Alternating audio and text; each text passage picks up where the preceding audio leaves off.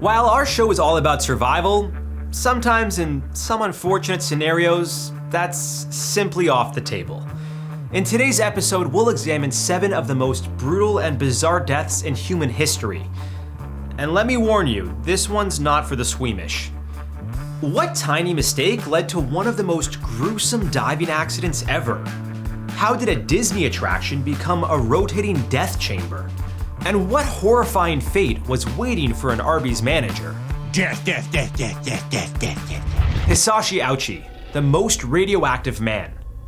For a nuclear plant worker in Japan, sadly, his claim to fame was becoming the most radioactive man ever. And no, he didn't get any cool superpowers. It all started on September 30th, 1999, when 35-year-old Hisashi Ouchi went to work at a nuclear fuel processing plant in Tokamura, Japan. He and 2 other workers were tasked with purifying uranium oxide to produce fuel rods for an experimental reactor. What could go wrong? Ouchi stood by the large fuel tank holding an industrial-grade funnel while his co-worker poured a little too much uranium oxide into it. Suddenly, there was a blinding flash of blue light, a sign of a nuclear reaction gone wrong. Just moments later, Hisashi absorbed more radiation than possibly any person before him, around twice the lethal dose in humans. He arrived at the hospital with a swollen red face and bloodshot eyes. 一気に日焼けをしちゃったぐらいの赤さを帯びてて、手がすごい腫れてて、でそっちが痛いっていう風に言ってて。But just a day later, things started to get ugly. Hisashi's stomach was swollen, his body ached with pain, and he was having trouble breathing.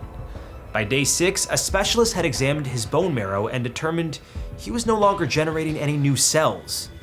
His DNA was literally disintegrating. A week later, Ouchi was given a blood stem cell transplant courtesy of his sister, but it didn't help. He began developing blisters all over his body, his skin started falling off, and he had to be fed intravenously. At this point, most doctors would consider Hisashi a lost cause. But because he was such a unique case study, they kept him alive with constant blood transfusions and tried many experimental treatments. Through all this, his pain only got worse.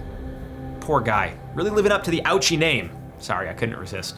All jokes aside, after 83 excruciating days, just a few days before Christmas, Hisashi died of cardiac arrest due to multiple organ failure.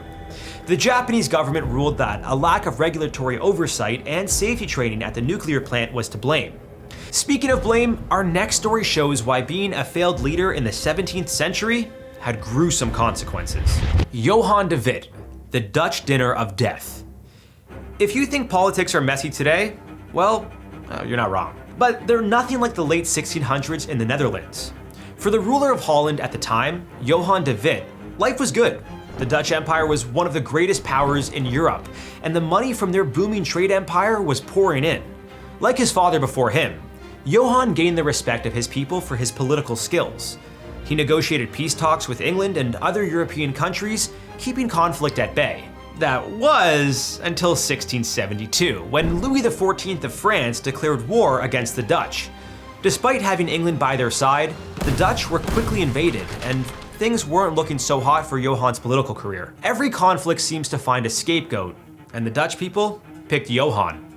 Yearning for a better leader, citizens embraced de Witt's rival William III of the House of Orange-Nassau. Meanwhile, Johan's brother Cornelis was arrested and tortured for conspiring against William. Johan went to visit his brother in The Hague to try to settle the matter, but little did he know that a large crowd was waiting for him outside.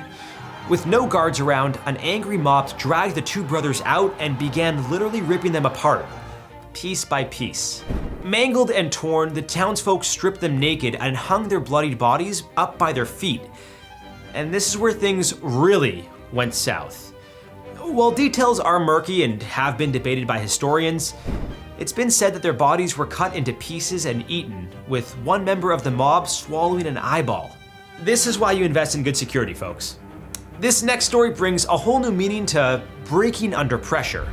It's been said that offshore oil rigs are one of the most dangerous places to work. It's high risk, high reward, but if you're considering it as a career, this story might make you change your mind. On Saturday, November 5th, 1983, in the Norwegian sector of the North Sea, 4 deep-sea saturation divers were routinely servicing underwater equipment on the Byford Dolphin oil rig. Saturation divers have a pretty unique job. They descend to depths of up to 500 feet or more and can spend up to 28 days on a job, living in a cramped, highly pressurized chamber where they eat and sleep. It takes a whole crew to pull it off, from a team operating the crane attached to the diving bell, a crew to monitor the divers, and even cooks to prepare them meals. However, the most crucial role in the operation is that of the tenders. These guys unspool the air supply tubes and communication wires, called the umbilical, connecting the divers to the surface. Their literal lifeline. For William Crammond, it was a job he had performed many times. Part of his duty was to help the divers safely depressurize in living chambers on the rig's surface.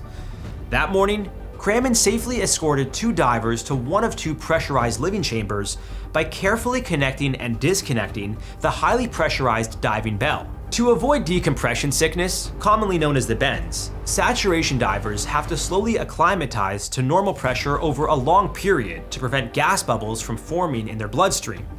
Crammond and another tender, Martin Saunders, prepped the other 2 divers to enter the first chamber. To do this safely, the diving bell was meant to be detached only once the chamber doors were completely shut. But sadly, whether it was poor timing or an equipment malfunction, the door wasn't fully closed. Instantly, 9 atmospheres of pressure, over 130 pounds per square inch, exploded outward. The diving bell pummeled Crammond to death and seriously injured Saunders. But they got off easy. Inside the chambers, 3 divers, Edwin Arthur Coward, Roy P. Lucas, and Bjorn Bergerson, were soda streamed from the inside. The nitrogen in their bloodstream rapidly formed gas bubbles and killed them instantly from the explosive decompression. But the diver who had it the worst was Truls Hellevik. He was standing right in front of the door of the diving bell when the pressure was released, immediately sucking his body through the narrow opening. It was broken into several pieces and spewed out on the deck as if he had been thrown into a life-sized meat grinder. Thankfully, the accident led to sweeping reform in commercial diving safety. Nowadays, saturation divers are slowly being replaced by remotely operated vehicles, or ROVs. Now, that's a job that actually makes sense for a robot to take. Speaking of, this next story justifies my crippling fear of animatronics. Ugh. Deborah Gale Stone. The last trip to Disneyland. Disneyland is full of adrenaline-pumping rides like Space Mountain and the slow but spooky Haunted Mansion. They say it's the happiest place on Earth. Well, that may be true for some people. For 18-year-old Deborah Gale Stone, it was the scariest. The beloved theme park has had its fair share of tragedies over the years, but nothing compares to this one. It was a sunny summer day in July 1974. Deborah was working as a hostess at the Disneyland Resort in Anaheim, California.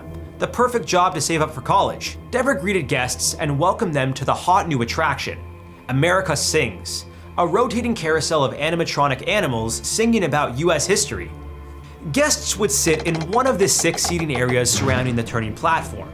These were split up using divider walls, turning every 4 minutes as the show continued.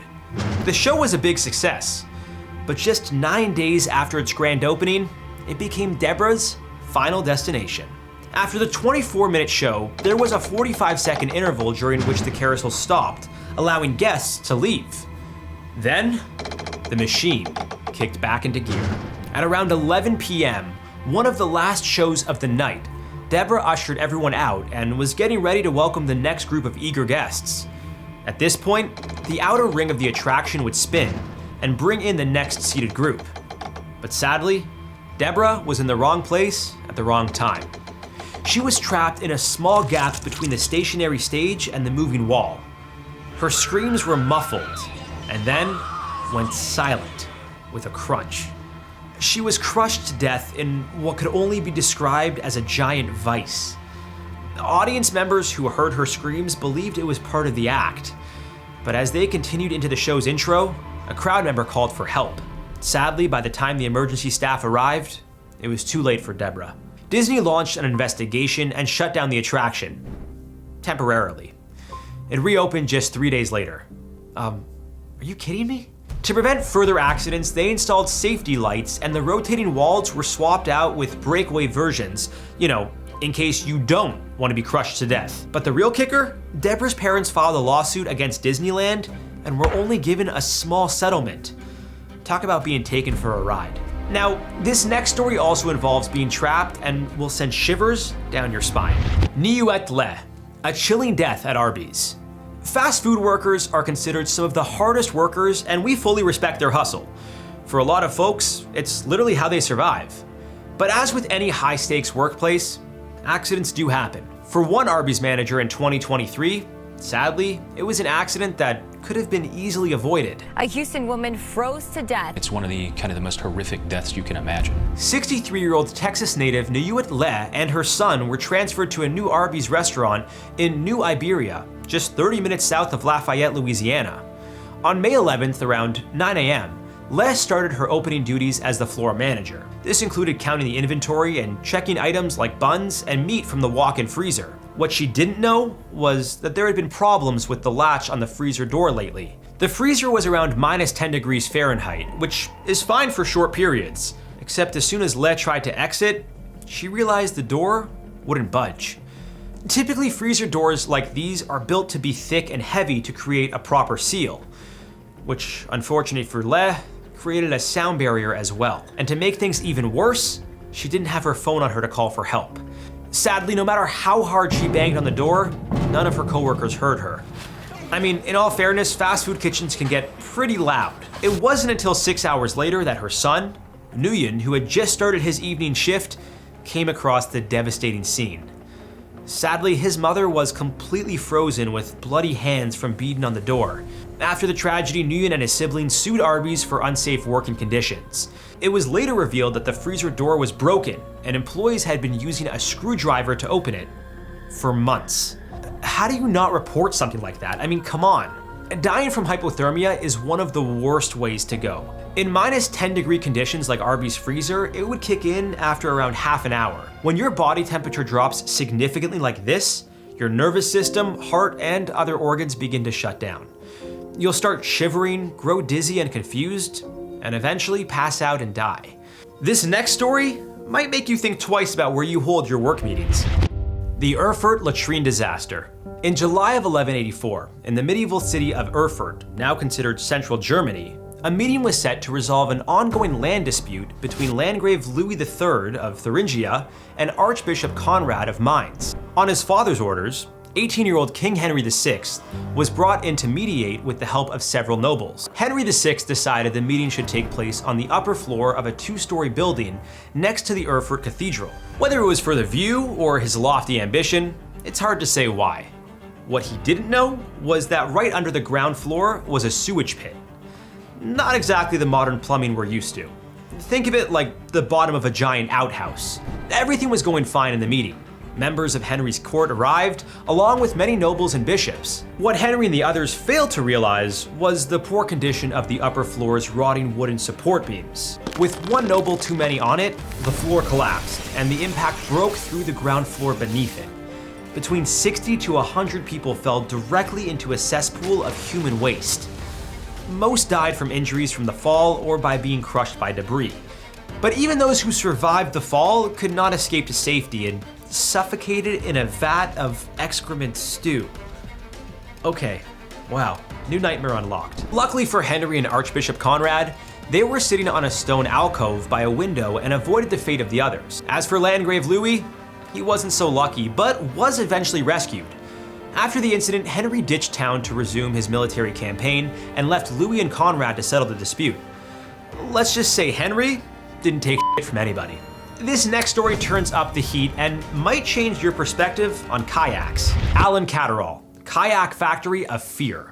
For 54-year-old Alan Catterall, what started as a typical day at Piranha Moldings, a kayak factory in Cheshire, England, turned into a living hell. Alan had been with the company for 12 years and had worked his way up to senior supervisor. Just a couple days before Christmas in 2010, he was tasked with cleaning out an oven where plastic was molded to form new kayaks. This oven was hotter than your typical home variety, reaching 536 degrees Fahrenheit. Alan's coworker and future son-in-law, Mark Francis, was planning on proposing to his daughter that week. Mark's job was to operate the oven that Alan was cleaning. Sadly, he failed to notice that Alan was inside. He pushed the button to turn it on, and the door automatically closed shut. As the temperature began to rise, Alan banged on the door and screamed for help, which wasn't much use considering how noisy the factory floor was. In a matter of minutes, black smoke filled the factory and alerted workers nearby that something was horribly wrong. When they opened the oven door, they found Alan's roasted corpse burnt to a crisp. Melted skin was also found on the door, likely from Alan grabbing it in desperation. His devastated wife Pearl, who also worked for the company, blamed Piranha Moldings for the accident. A health and safety executive, Martin Haywood, revealed that the oven doors were set to automatically close whenever the electrical supply was switched back on, a warning the factory had ignored several times before. A lawsuit was filed against the oven's designer, technical director Peter Macarith, who was found guilty of breaches of the Health and Safety Act. The company was also found guilty of corporate manslaughter and was fined over £200,000, or about 260,000 USD today. As it turns out, there wasn't sufficient training on how to use the ovens and properly clean them safely. Since then, escape hatches have been added. What an absolute tragedy. And once again, this just goes to show how a simple oversight can lead to unthinkable horrors. Our heart goes out to all the families and friends of the victims we mentioned today. Hopefully, with better safety guidelines, more accidents like these can be avoided. So what did we learn? Safety first, always. Read the manuals, wear your helmets, and know the risks. We did a whole episode on some of the dumbest ways to kick the bucket. And let's just say safety was rarely a part of the equation. We'll see you next time on another episode of How to Survive.